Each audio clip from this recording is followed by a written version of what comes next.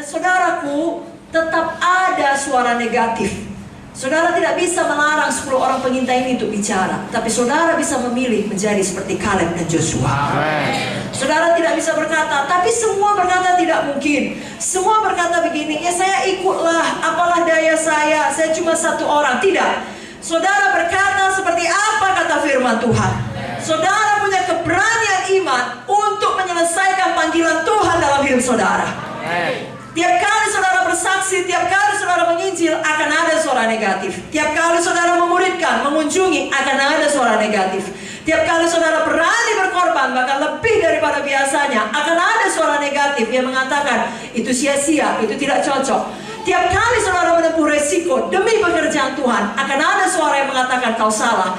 Tetapi saudara tahu betul mana suara Tuhan, mana suara setan. Pilihlah untuk tetap berani, pilihlah untuk tetap beriman. Amin, saudara. Kalau saudara sakit dan orang berkata kau tidak akan sembuh, tapi firman Tuhan berkata oleh pilur Yesus kita sembuh, kita ikut apa kata firman. Kita punya iman yang berani. Orang berkata kau tidak mungkin diberkati, firman Tuhan berkata kita pasti diberkati, kita ikut apa kata firman Tuhan. Orang lain berkata tidak usah begitu banyak melayani, nanti kau menjadi aneh. Firman Tuhan berkata ada bagian kita dalam tubuh Kristus, dalam pekerjaan pelayanan, kita ikut apa kata firman Tuhan. Saudaraku, kita punya iman yang berani karena dasar kita adalah ini, firman Tuhan yang tidak berubah. Langit bumi boleh berlalu, tapi firman Tuhan kekal selama-lamanya. Sedangkan ucapan manusia itu selalu bisa berubah. Hari ini dia mendukung kita, besok dia menginjak kita. Jangan andalkan apa kata manusia, seberapa banyak pun, mayoritas pun. Andalkan apa kata firman Tuhan. Firman Tuhan tidak mungkin gagal. Malam hari ini biarlah kita belajar satu perkara. Jangan terganggu apa kata orang. Jangan kecewa bila tidak ada yang mendukung kita ketika kita mau melakukan kebenaran firman. Kita ingat Kaleb, kita ingat Joshua. Kalau orang-orang di Alkitab pun mengalaminya, dituliskan sebagai teladan kepada kita, kita pun mengalaminya. Mereka menang, kita pun menang. Saudara masih ingat kisah Sadrak, Mesak, Abednego? Mereka juga contoh orang-orang yang memiliki iman yang berani. Mereka dihadapkan pada ancaman kematian, bukan karena dosa mereka, justru karena kebenaran mereka. Pernahkah saudara seperti itu?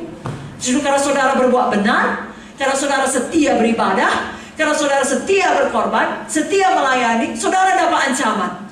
Itulah dialami oleh Sadrak, Mesak, Abednego. Tapi apa jawab mereka? Saya bacakan Daniel 3 ayat 17-18. Jika Allah yang kami puja sanggup melepaskan kami, maka ia akan melepaskan kami dari perapian yang menyala-nyala itu, dan dari dalam tanganmu ya Raja. Tapi seandainya tidak, hendaklah Tuanku mengetahui ya Raja, bahwa kami tidak akan memuja dewa Tuanku dan tidak akan menyembah patung emas yang Tuanku dirikan itu. Amin. Terancam nyawanya, tetap tidak kompromi dengan dosa. Tetap percaya kepada Tuhan. Karena dia tahu hidup di dunia ini adalah sementara, saudaraku. Bagaimanapun, walaupun kita sakit lalu sembuh, Lazarus sendiri yang sudah bangkit dari kematian tetap harus mati pada akhirnya. Dengan kata lain, hidup yang sebenarnya adalah hidup dalam kekekalan. Itu sebabnya mereka tidak takut. Mereka berkata, kami akan tetap ikut Tuhan. Biar contoh teladan dari firman Tuhan, baik mengenai Abraham tadi, bagaimana dia beriman, Kaleb bagaimana dia beriman dan berani, Sadrak, Mesak, Abednego, malam hari ini meneguhkan hati kita. Seberat apapun masalah, tantangan, problema yang kita alami, kita tetap punya iman, Tuhan akan menolong kita. Dan di dalam prosesnya kita tidak pernah berkompromi dengan dosa. Kita tidak melepaskan keyakinan kita. Kita tidak mencari jalan pintas yang salah, jalan aman untuk kehendak daging, kenyamanan diri sendiri. Tidak. Kita tetap dalam jalan kebenaran, jalan Tuhan, jalan kasih, jalan firman. Amin.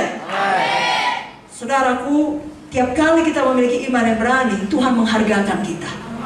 Tuhan tidak akan mempermalukan setiap orang yang percaya kepadanya. Saudara lihat, Sadrak, Mesak, Abednego diselamatkan Tuhan, saudaraku. Tiap kali kita memilih jalan iman, Tuhan yang berperang bagi kita. Saya bacakan Keluaran 14 ayat 14. Tuhan akan berperang untuk kamu, dan kamu akan diam saja. Bukankah itu luar biasa? Amen. Pada malam hari ini, bisakah Tuhan menemukan iman di tempat ini? Amen. Berapa banyak saudara mau memiliki iman yang berani? Betul-betul percaya tidak ada yang mustahil kepada Tuhan. Tidak ada yang mustahil bagi saudara yang percaya. Bisakah saudara lihat keluarga saudara dipulihkan?